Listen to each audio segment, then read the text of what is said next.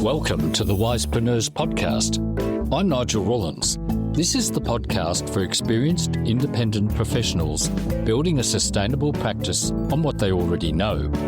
You want to work independently, but independence requires consistent revenue, visible expertise, and a practice that sustains rather than exhausts. Most people get stuck in that gap. They want out, but haven't built the practice yet.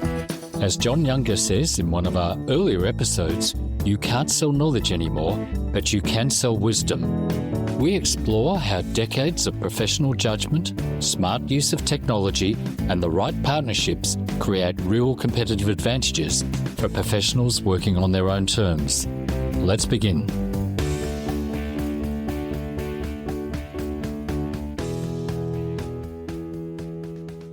If you've ever wondered whether your professional experience could sustain an independent career, this episode will give you a practical answer.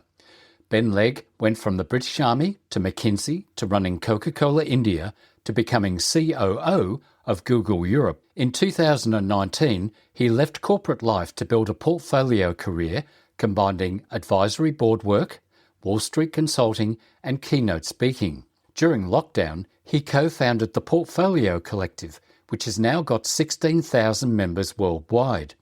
In this conversation, Ben shares how to build a personal brand that attracts the right work, how he uses AI tools like Gemini to find clients and prepare for meetings, why networking does not have to feel awkward, and why the best time to start is 2 years before you leave your day job. Ben, welcome to the Wisepreneurs Podcast. Can you tell us something about yourself and where you are? Thanks, Nigel. Yeah, good to be here. So I am based in London. A little bit about me. So you can think of my background in decades because I've got a few, and I seem to get bored about every 10 years and change industries as well. So the first decade of my working life, I was in the British Army. So growing up as a kid, I wanted to do two things: be an engineer and join the army. And then I discovered there was this career track where you get sponsored through university on full pay, which is kind of nice. So basically went straight from school to Sandhurst for officer training, and then picked up a civil engineering degree along the way, and spent 10 years in the Royal Engineers, traveling around the world, building things and blowing things up. That was decade one. Decade two was kind of big business. I went from the army to McKinsey as a strategy consultant, officially based in London, in reality all over the world, and then went from there to Coca-Cola. Did various sales and marketing jobs in Greece, then Poland, then India. Ended up running Coca-Cola India in a big turnaround. So decade three was kind of big tech, ad tech. So I was headhunted by Google, went back to London, spent a few years there, ending up as the COO of Europe. And then I did a bunch of tech CEO jobs after that, mostly in the US. So that was decade three. Decade four, which isn't over, started in 2019 when I just thought, I don't want to work for other people anymore. I launched what I now know is called a portfolio career. Back then, I just did a bunch of stuff. My portfolio career has three parts. It always has done, although they're always evolving. Part one is advisory, so a mixture of board jobs, mentoring, consulting, etc. Part two is quite geeky. I do a lot of work with Wall Street investors, helping them understand what's going on in Silicon Valley. So I'm almost like the translator that explains how tech turns into money, as it were. And then part three is just keynote speaking at various conferences.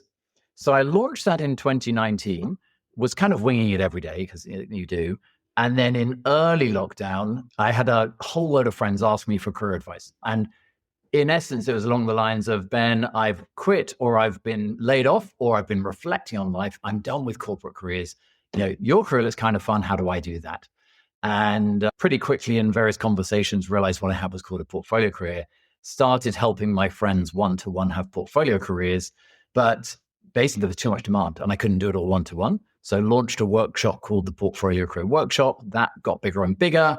And then a few weeks into that, launched the Portfolio Collective with my co-founder, Fiona. We've been building ever since. So we now have a community of 16,000 portfolio professionals around the world, and we help each other succeed. So it's a mixture of networking, training, learning, sharing best practices. So whizzing forward to now, there are two parts to my life, my working life. I still have my portfolio career. It's about 20 hours a week. And I build the Portfolio Collective. That's the rest of the week. I live in London with a lot of time in New York. My wife's from New York. I used to live there. Got 5 kids. The oldest is 31. The youngest is 5. So basically 2 batches with a big gap in between. Oh, that's lovely. My youngest is 33, I think, or 34.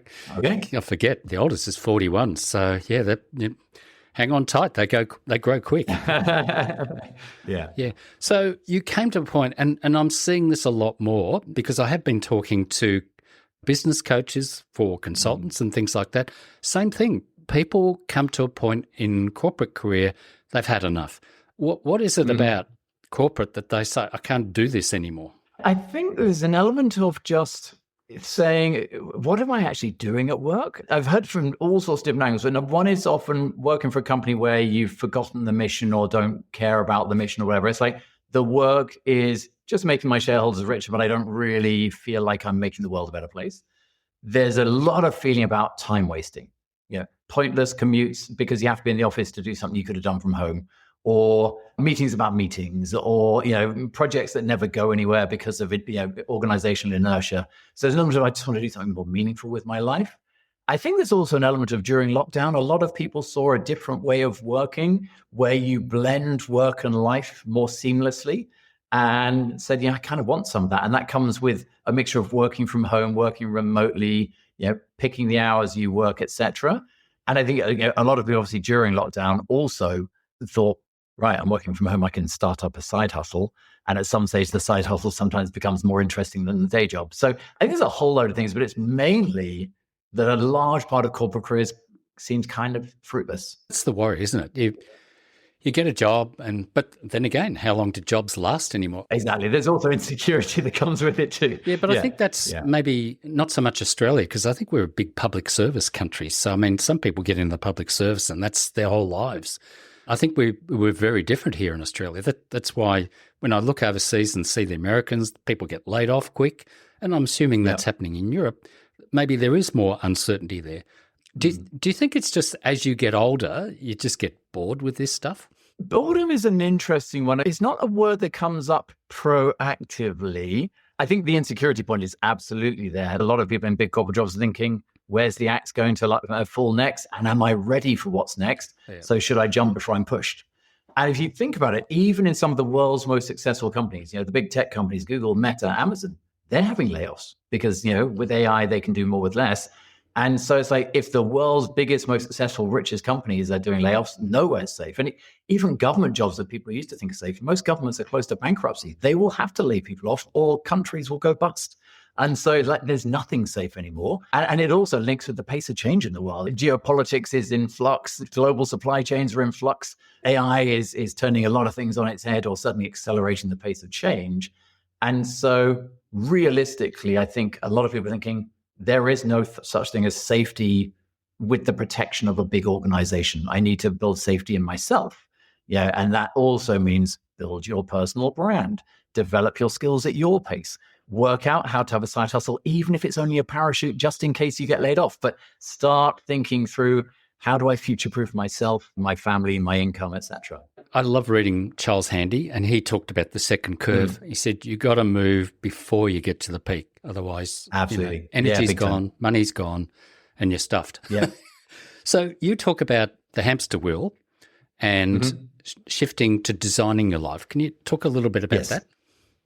So if you think about work, really since the Industrial Revolution, most work for most people has been doing stuff. You're a cog in a wheel, basically. So there's a factory, there's an office, there's a business process, and you're in the process turning A into B by using muscle and brain and whatever it might be.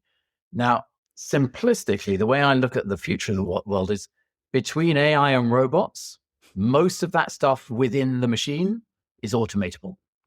And even if it takes 10 years, do you really want to say, I'll wait 10 years? Because what it means is there'll be less and less jobs and opportunities in the roles where you're just a cog in a wheel.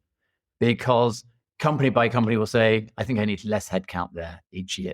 A bit more AI, a bit less humans. So when you really think about what is the future of work, it's things like designing new stuff, imagining new stuff, building new stuff, fixing old stuff, reconfiguring things, storytelling, empathizing. None of that's really being a cog in a wheel. Most of it is designing the wheel, building a new wheel or whatever it might be. So you're working on the machine, not in the machine. Now I realize, some jobs might just last, but there won't be many of the ones that are in the hamster wheel. So in my mind, as much as people can, they need to say, I need to get out of the wheel and design a new wheel or a better wheel. So as a very simple example, being a copywriter is quite risky right now because AI can write a lot of copy, but companies still need content strategies. So rather than be the writer, you're the content strategist. You're saying, okay, you want loads of free traffic from Google. I'm brand authority for this subject. I'll help you think through what you write, where you post, what you do on social media. There's so much to think about. That's relatively safe. But writing the copy is at risk. And again, it's not like you don't need human interaction to write copy. You do, the brief and the quality control, but there's less work there. So better to redefine yourself before you find yourself in trouble. As a civil engineer, I appreciate that. Yeah, Gemini helps me do that research, deep research, and then I go through it and then I talk with them. So what AI is doing is changing everything. I was listening to Richard Susskind the other day on a podcast, and he was talking about tasks. And in his book, he wrote a book about how to think about AI and said, really, you need to start thinking about getting rid of some of these jobs or tasks or things. So that's a bit scary. What sort of mindset do you have to realize this and make that shift? Because you're a comfortable, well-off executive and you're working hard, and then you've got to do this shift because you know something might be coming. Yeah. What's involved in that? There's a few, but I think to me, the biggest one is to stop thinking of yourself as an employee, start thinking of yourself as a company or as an entrepreneur. And then you need to say, okay, if I'm a company, I need a strategy. I need a brand. I need a distinctive products or services that I value that I add to the world. I need a continuous improvement plan. I need an economic plan, how I'm going to generate revenue. What are my costs going to be? I need to sort out my finances, my taxes. So whichever way you do it, if you start thinking of yourself as a company and basically thinking like an entrepreneur, even if you don't want employees, you'll start saying, okay, yeah, my brand's kind of rubbish. I need to focus on external networking. Or, a lot of what I do, I can't explain to the outside world. I need to learn to explain it. Or how do I know if my market value is any good? I'll try and get a consulting gig on the side and see if it works. How do I expand my network beyond my current peers at my current company? I'm going to start networking. But whatever it is, you just start becoming more like a one-person company. And if your current employer it doesn't implode or fire you, you've still made yourself more useful and more employable. There's nothing wrong with staying in a company with a great personal brand, a great network, rapidly developing skills, etc. But not doing that is highly dangerous. It's like flying in a really dodgy plane with no parachute. At the very least, get the parachute ready. Look, I think for some people that's going to be really, really hard. I live in a little country town out of Melbourne, which is in Victoria, Australia. I don't go anywhere. Most of my networking is, well, believe it or not, podcast guests who I talk to, and the articles I write on LinkedIn. And if I'm lucky enough, the author of the book I read and was writing about will come back in as well, which is really good, and maybe become a guest. But that doesn't lead to more work because most of my clients I've had 20 years and I really don't want any more. I mean, I do want different types of clients, which I'm looking at. So I only want one or two. But coming back to that person who's got to see themselves, that company of one, I think it was a chap called Jarvis wrote that book, Company of One. I've been thinking, again, Charles Handy talked about the Shamrock organisation. That was in 1986 or 1989. Yep. But with AI and a network, I think you can run a one-person Shamrock. So big time. I've been looking at that and exploring what that means. I call it the Neo Shamrock. So if you're going to become a CEO of yourself, what does that mean? Well, so it does come back to, if you think about what does a CEO spend their time doing, it's making sure that everything's working symbiotically. If you think about in a company, the strategy is set by the company, the brand's built by the marketing team, finance pays people and bills people, IT decides what software to use, the product team or engineering team decide what product you're selling. But it really, again, it comes back to you're a bit of a cog in a wheel. When you're a CEO of a company of one, all of those are your decisions. And it's also, it's work and life. It's like, okay, where am I going to base myself? Who am I? What am I selling? Who am I selling it to? How am I going to build a pipeline? How am I going to pitch, price, deliver? How will I do my finances? What bank account will I use? What software will I use? How will I leverage AI? How will I ensure I have continuous improvement? All of that's on you. But, it's also quite a nice way to live. And if you get it right, it's rewarding. You feel much safer because you understand your value. And because you can, for example, you can learn at your own speed. In a company, you learn at the speed the company wants you to learn, and you learn the skills they want you to learn. When you're independent, you can learn whatever you want at any pace you want. It's quite liberating. So I think that's really it, is saying, how does it all stitch together and making all those decisions yourself? Isn't that a bit hard, though, for some people? Because working in a company and it's all done for you. I mean, I've heard of people coming out, they don't even know how to set up their Word documents or anything like that. Yes. Now, if you look at my desk, I've got wires everywhere. I would love a person to come in and sort out all the wires and computers and screens and just make sure they all work. Yep. So I have been talking to people who are coaches and you've got an organisation.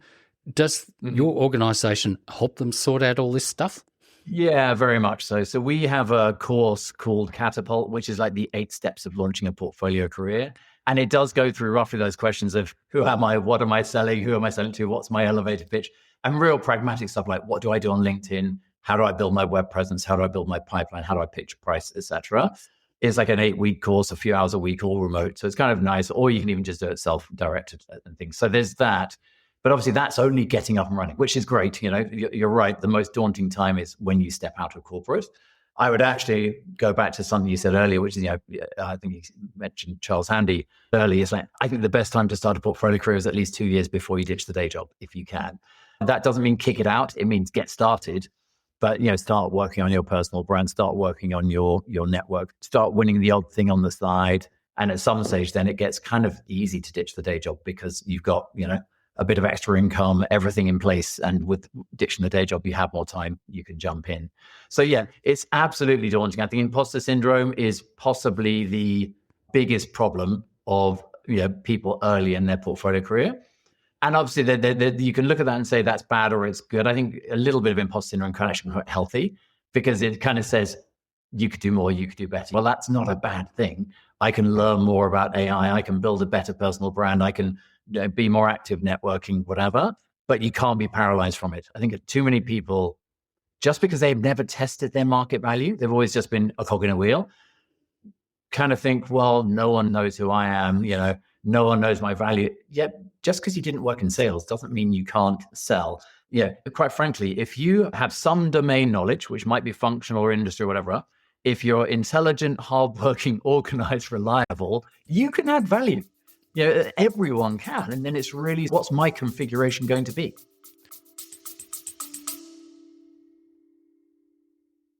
Just a quick pause.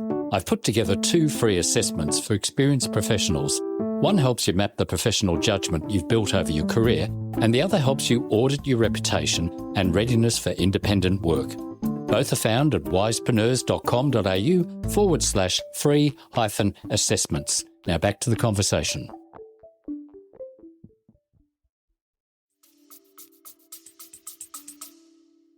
That was the thing I was thinking, is having enough domain knowledge. One of the concerns I'm seeing out there at the moment is young graduates can't get work.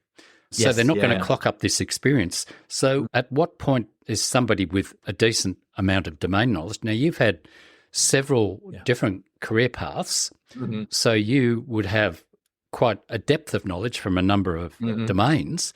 But somebody who stayed in the one job and got to the age of 40, have they got sufficient domain knowledge, do you think, or what do they need to do? Yeah, that's a good question. And the answer, if they don't, they need to put their foot on the gas and learn it. So hopefully, if you've got any experience, we'll come back to the early graduates. So I think that's a different problem. But anyone who's got 10 plus years of work experience has certainly got knowledge of how to build things, solve problems, run projects, whatever. There's some kind of domain knowledge there.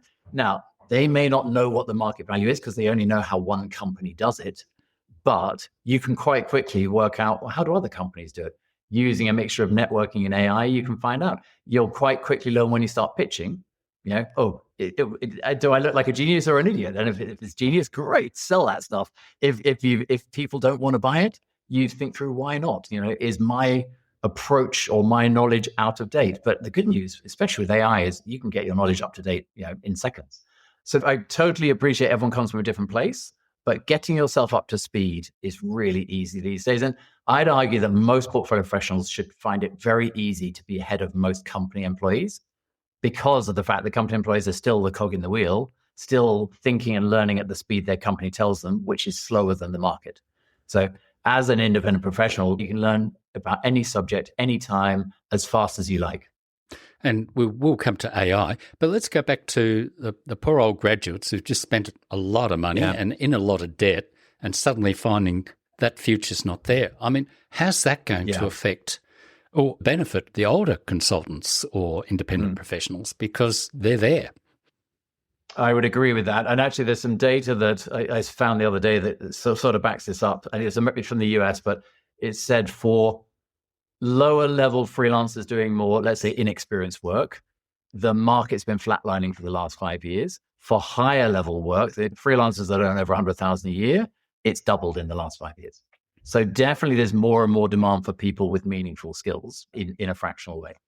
So yes, it's hard. I've got a lot of kids, but luckily 3 are in their 20s and got into the job market before AI kicked in, and 2 are 5 and 6. I'll worry about them in the future. But if I'm giving career advice to people in their early 20s, typically what I'll say is like, you're not going to build, let's say, domain knowledge, like knowledge about an industry very easily or a function. But what you can learn is how to help other people, whether it's companies or individuals, do things different. So, for example, where I've seen a lot of success is young people who actually just become better at AI than older people. And then, for example, they will partner with portfolio professionals. I can help you automate your work. It actually becomes a two-way mentoring. Is the older person is probably teaching them about how industries work and how to network and that kind of thing. And the younger person saying, do you realize you could do that work in 25% of the time that you're taking, and learning together? So I think this kind of teaming up of young but scared of nothing and good with tech versus older, not necessarily scared of tech, but not necessarily embracing it at the same speed, that can be a really good way of working. I think the whole communication, how people communicate, whether it's social media or whatever, most young people are much better at that than old people. So that's kind of areas for help. So I see a lot of collaboration across generations as a really healthy way. And one of the things we do in the portfolio search, we started with mainly senior successful people in the community, but we're now rapidly expanding with people in the 20s because we kind of said that makes it a richer community. If you think about it, you don't want a community that's all rainmakers that can win the work, but maybe are too expensive to do all the work. And so if we can get a mixture of senior, junior, industry experts, functional experts, you kind of collectively solve any problem. But what it does mean for those young people is they need to get out there and network too. And don't just network with their buddies from university, network with people who are older and different and plugged in, work out ways to add value. Yeah. We've done a lot of research into how does fractional work find humans, as it were, how does the matchmaking happen? And we read a lot of research too. There's some great stuff from Forbes and others. And basically, it nearly always comes back to the same 3 buckets with the same 3 ratios. Only 20% of fractional work ever gets listed. Job board, recruiter, headhunter, whatever. And there's a few reasons for that. But the big one in my mind is the problem owner, the client, doesn't understand the problem well enough to write a job description. So when they have a problem, they just want to talk to someone, as opposed to write a job description about a subject they don't even understand. By the way, there's also 100 to 200 applicants for every post. So, you can spin your wheels forever, get ghosted by AI. It could be a very miserable life. So in my mind, what I say to most portfolio professionals is, if you really want to be successful, try to get to a point where you never need to apply for anything. And that's a fun goal to do because it makes you say, well, okay, how do the other 80% of opportunities happen? 30% literally find you online. So it starts with LinkedIn, but it's not just LinkedIn, it's your online presence. You need to really clearly define who are my target clients and then say, where do they look for people like me? And it's probably going to be a combination. It'll be LinkedIn, it'll be Google, Gemini, ChatGPT. Maybe there are some specialist job boards for certain types of roles.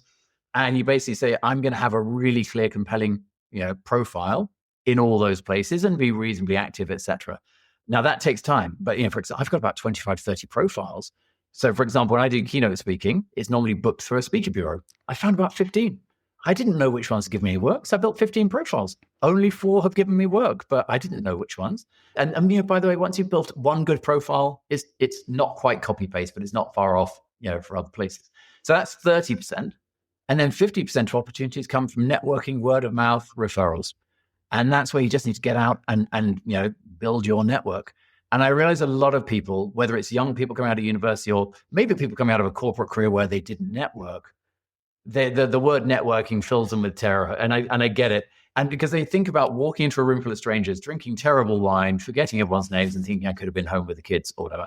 The essence of networking is one-to-one, small group, having a chat, having a brainstorm, adding a little bit of value. Yeah. And good questions like, what are your goals for 2026? How are you going to achieve them? Can I help? Yeah. What keeps you awake at night, etc. And then after you've had that chat, send a friendly email or WhatsApp message with a useful link or an intro or whatever. Now, 90% of those meetings won't go anywhere. You just left a good impression and had a nice hour. But 10% will. And that's where they say, have you got more time?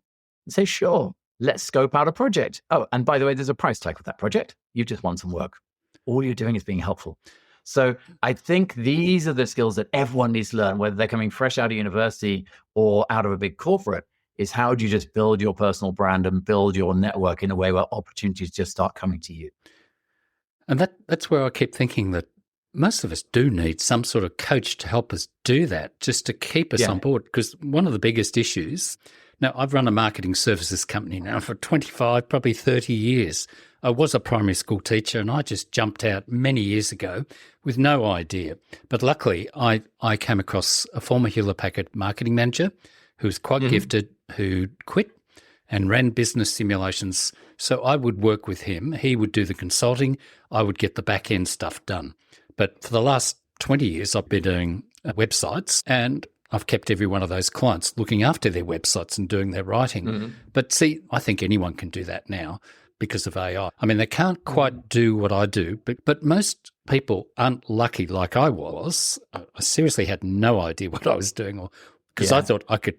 This is the problem with some people in their heads think, oh, I can do that, but they can't. Yep.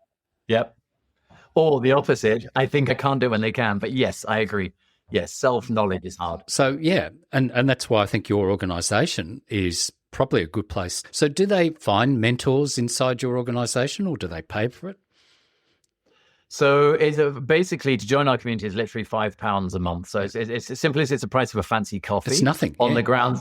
If you want a successful portfolio career, you need a pretty good coffee budget because so many good things start with a coffee, frankly. So the way we look at it, we want to be as accessible as we can to everyone, including people fresh out of university or just laid off and worried about money. And if you have one interesting conversation a month, that's worth £5. So typically when people find their mentors, their accountability buddies, etc., it's just another member. You're both paying your £5 and then you hold each other accountable. Okay. We do have events and other stuff where people can use to check in, problem solve and things like that. But the main thing is we're pretty good, I think, at stimulating, members meeting other members.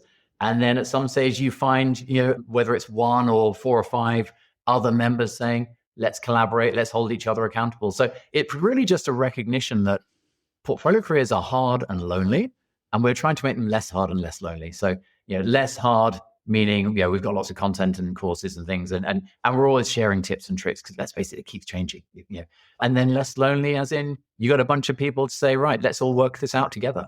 Well, that's the main thing. Like you're talking about the young person who knows their way around AI and automation, working with maybe an older person who's clocked up their careers, but also networking in a group like that. You can form a team that seeks work together and work together on bigger contracts. Oh, big time. Yeah. It's almost like a new form of village. It's kind of virtual by design. But if you think about it in a village, you need the owners, the doers, the leaders, the geeks, the whatever. And we're just trying to create that in a way saying, look, collectively, we can solve any problem. Now let's work out, in a sort of organic way, how do we do that? All right, let's move on to AI, because honestly, the last 2 years and even in the last 2 weeks or so, things are happening very fast. I noticed young people, whenever they're on a computer or on their phones, they click buttons. And I've been using Claude, and I hadn't noticed the 2 buttons up the top, co-work, and I think it was code. Philip Dramarka wrote a book, The Future of No Work. And believe it or not, I saw him responding because in the notifications on LinkedIn, I went in. Now, it was all in Czech, but you can click the translate. Now, I talked to quite a few Czech people. I think they're very interesting on the podcast. But this person, because they're Czech, they had a book in English, but after a long day, the Czech people don't want to read English because it's too hard mentally. So he was translating it using AI. And Philip said, "Oh, why didn't you just put it into code and go and have some lunch? It would have been done." And I thought, what? And that's when I started asking code to do stuff. And it automated stuff, as I said. I mean, we talked earlier. A process that took me 2 days manually down to 4 to 6 hours with a bit of AI down to 90 minutes. Yes, yeah. So AI, that sort of stuff, how should we be using it, and what do you think the effects are going to be? Yeah, it's such a big question. If we talk about how should we be using it as portfolio professionals, let's say, I think there's a few things. Number one, and it's the easiest place to start, is use AI to make your personal life more productive, which then frees up a lot of drudgery. So, whether that's using AI to do your accounts or whatever, but there's a whole load of stuff that you can use AI for that just kind of frees up time. And by the way, when I use AI, sometimes it's like AI built into software. Sometimes it's an AI tool like Gemini or ChatGPT or whatever it might be. So it's hard to say sometimes which one's which, but basically there are tools to, tidy up your calendar, scan your emails, organize your notes, etc. So I think there's a whole load of stuff we can do. And then there's probably the bigger question that you're asking is, well, how do you use AI to either find clients or deliver work or whatever it might be? And again, there's a lot there. So if I start with the two biggest things of build your personal brand or find clients, on building your personal brand, you can do loads with AI. So I'll give you a simple example for me. So I do a bit of keynote speaking, and I just thought, okay, when someone's organizing a conference, how do they look for a keynote speaker? So I literally went to Gemini and said, hey, Gemini, imagine you are a conference organizer organizing a conference in London with 200 people on AI and the future of work. How would you find a speaker and give me 10 names?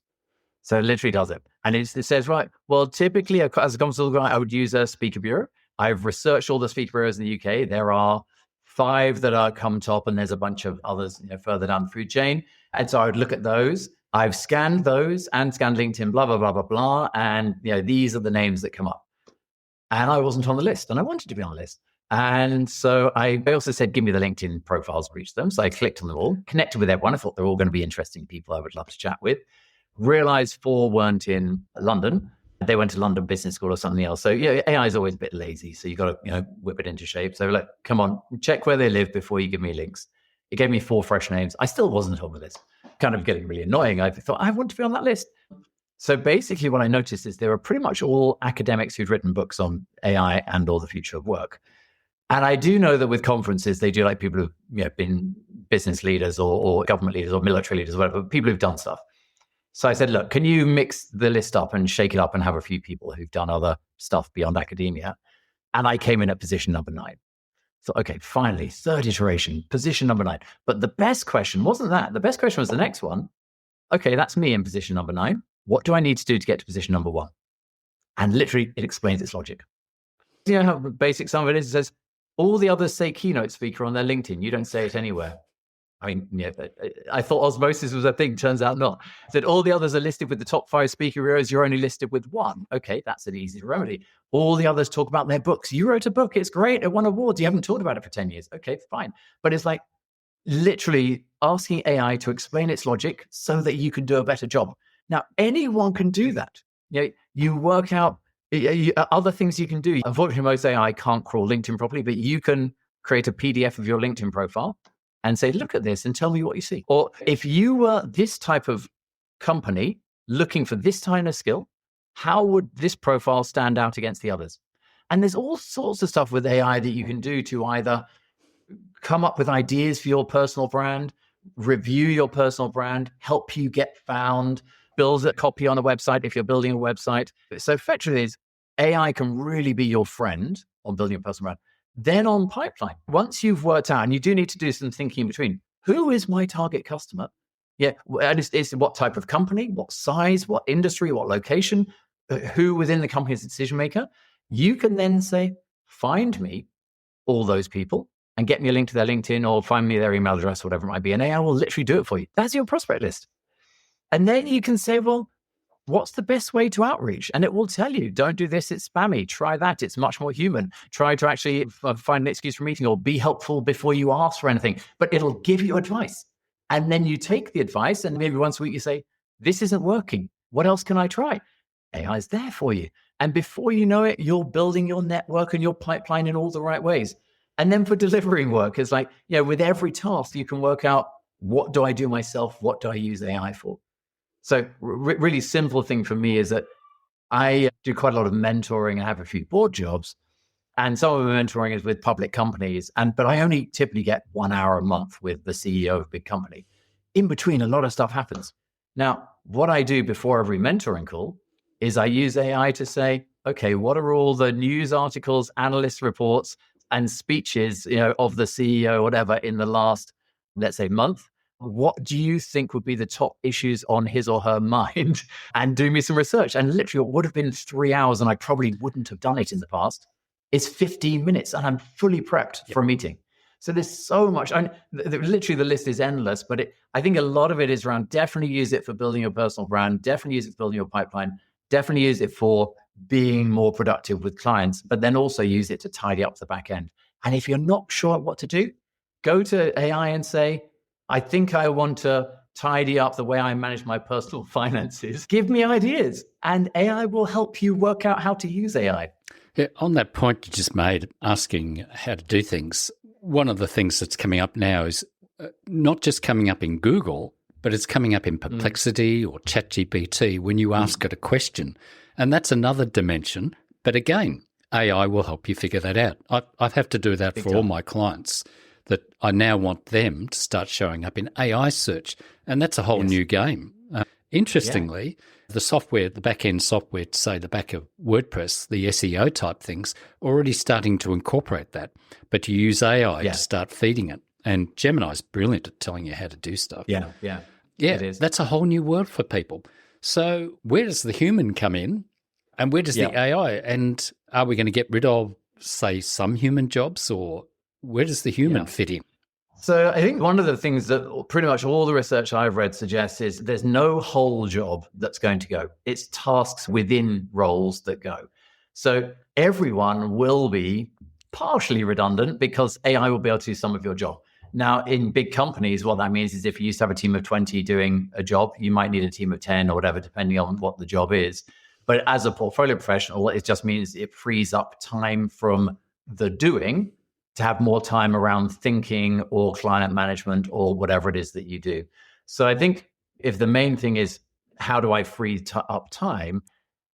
The primary human stuff is asking the right questions. So what's the right way to get this job done? First of all, what's the task I'm trying to solve?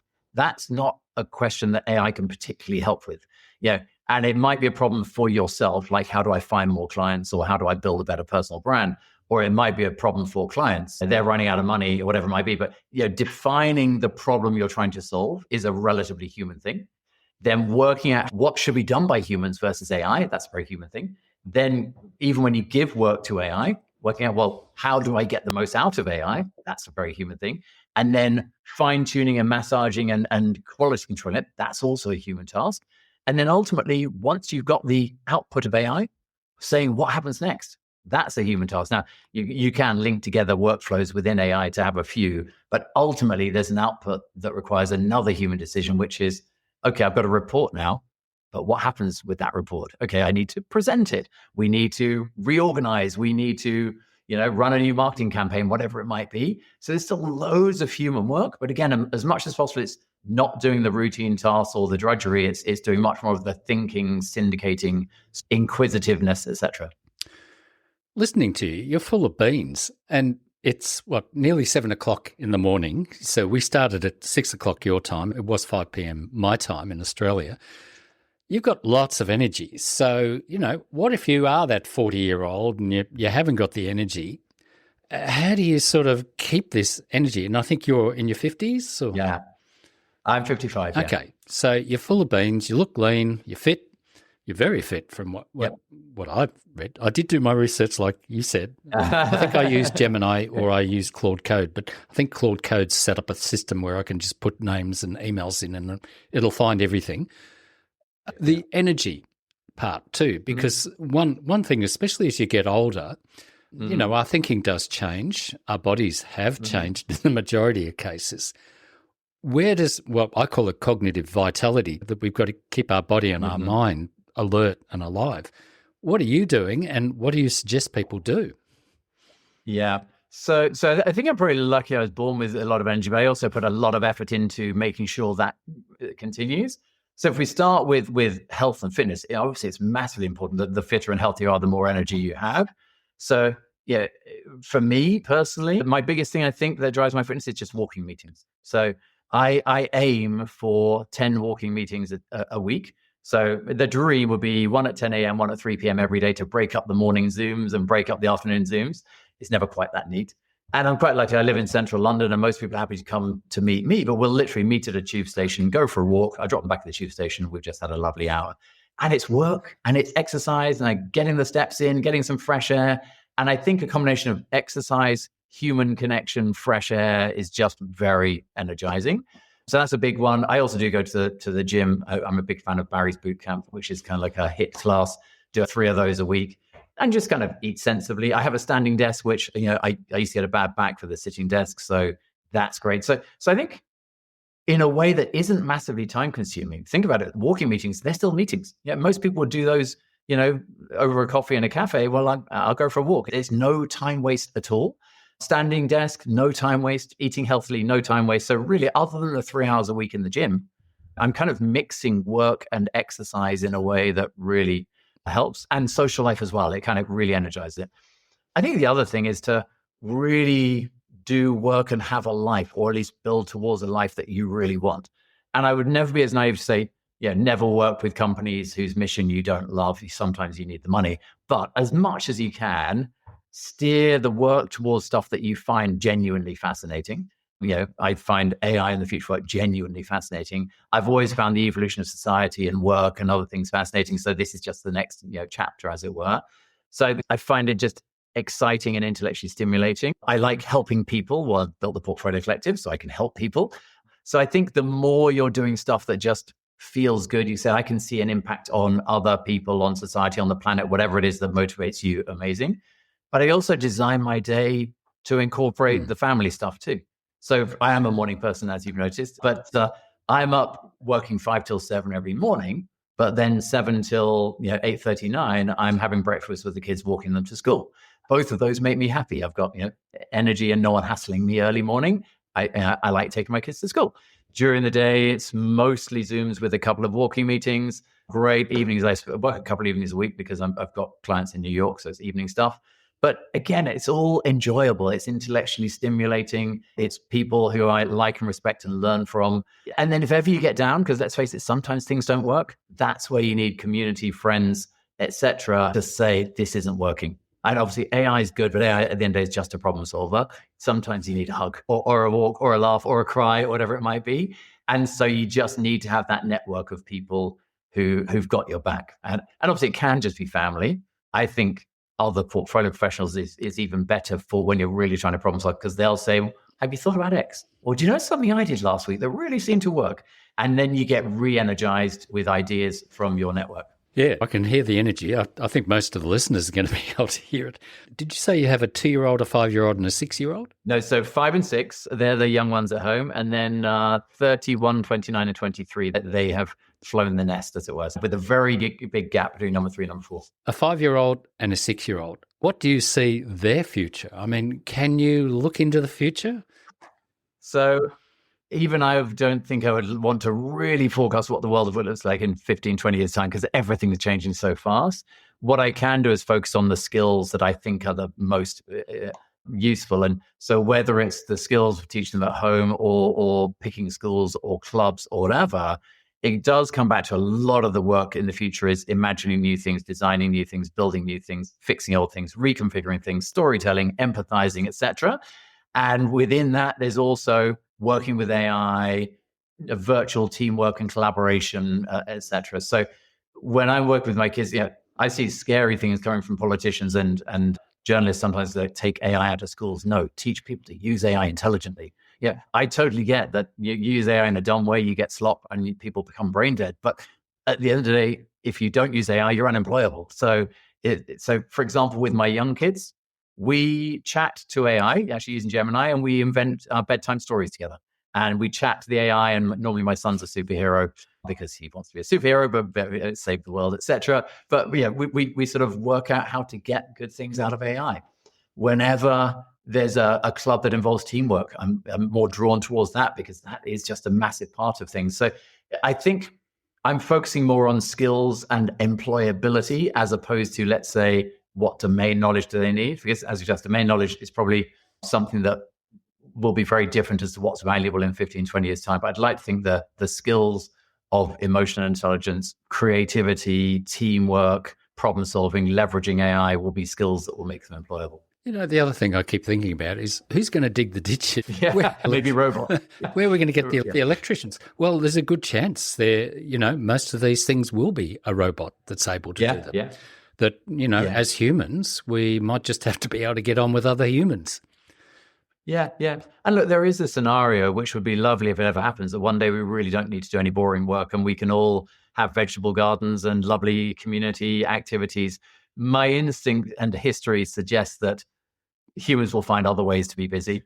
So I think we'll probably still all end up working, but hopefully working on more interesting, creative and human stuff, because the drudgery will be done by AI or robots. Yeah, I think the fact that we cannot imagine it, we know that it won't be something that we could even imagine.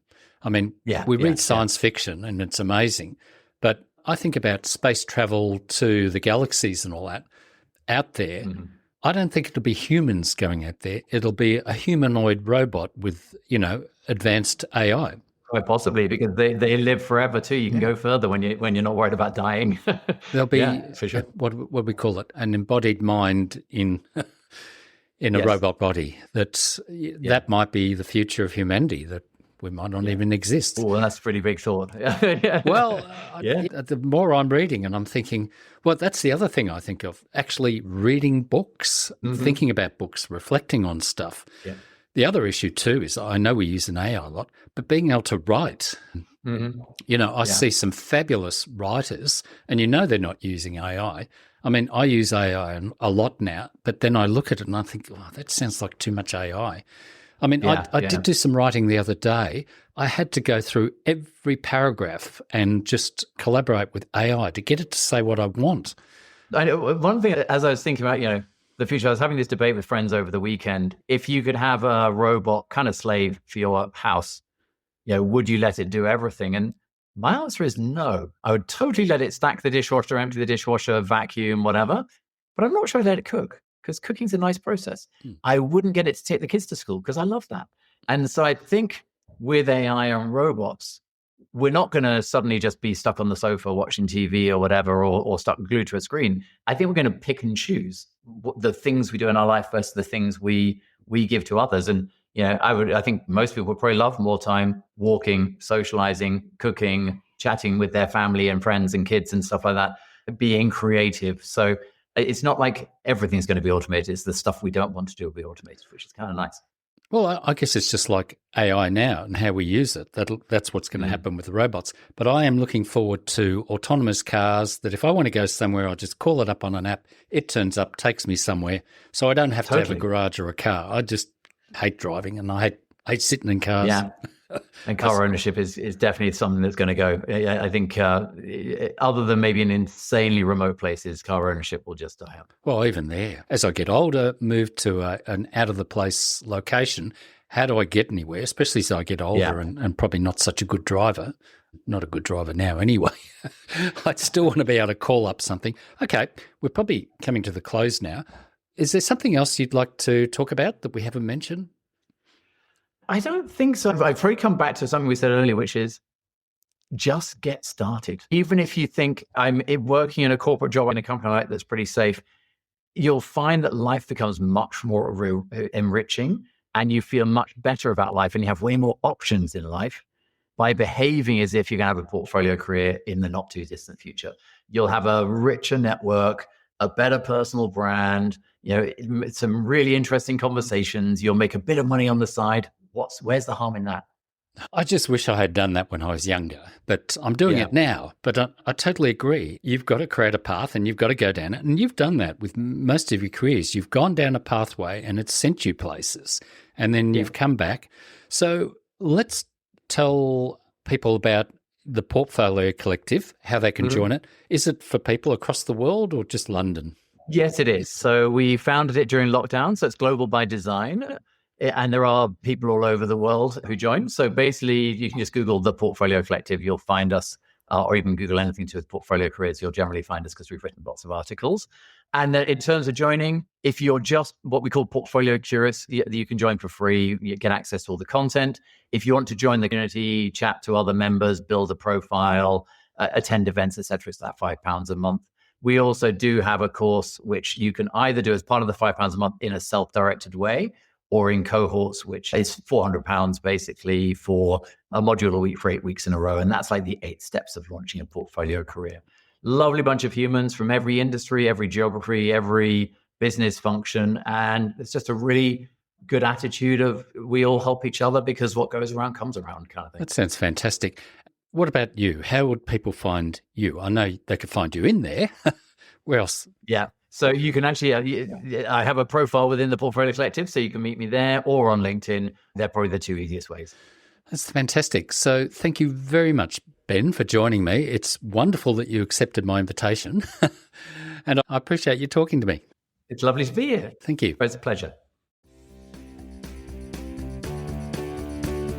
Thanks for listening. If today's conversation resonated, 2 things are worth checking out. The free assessments at wisepreneurs.com.au/free-assessments. They'll help you get clear on what your experience is actually worth and where to focus on next. And sign up for the Wisepreneurs newsletter. Practical ideas for building a practice on your own terms every Tuesday. Sign up at wisepreneurs.com.au/newsletter.